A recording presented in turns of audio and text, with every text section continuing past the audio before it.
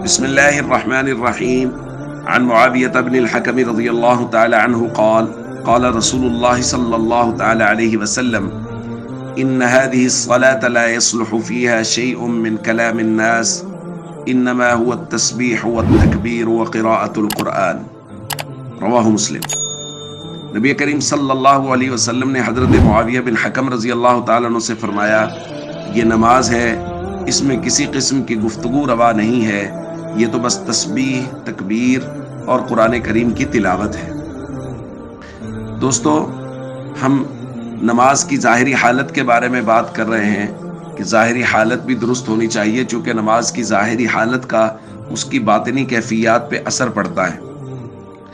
نماز کی ظاہری حالت کے احکام بالتدریج نازل ہوئے ہیں۔ شروع میں کلام کرنے کی اجازت تھی، سلام کا جواب دینے کی اجازت تھی، پھر بالتدریج یہ اجازتیں ختم ہو گئیں اور نماز میں سکون کا حکم دیا گیا۔ حضور علیہ الصلوۃ والسلام نے فرمایا، اسکنوا فی الصلاۃ، نماز میں سکون اختیار کرو، کہ کسی بھی طرح کا کوئی حرکت، کسی طرح کا کوئی عمل ایسا نہ ہو جو نماز کے سکون کے منافی ہو۔ اسی وجہ سے حضرت ابو ذر رضی اللہ تعالیٰ عنہ نے ایک مرتبہ پوچھا، یا رسول اللہ، نماز کی حالت میں کنکریاں وغیرہ اگر درست کرنی پڑے سجدے والی جگہ سے تو کیا ان کو کر لیا کروں؟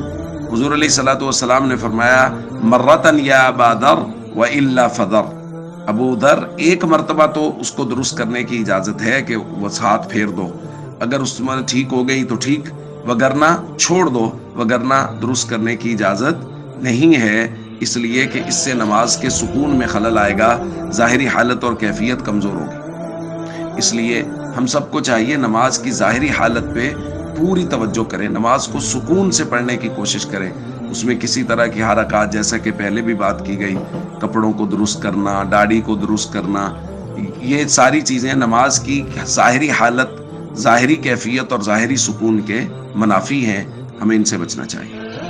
السلام علیکم ورحمۃ اللہ وبرکاتہ۔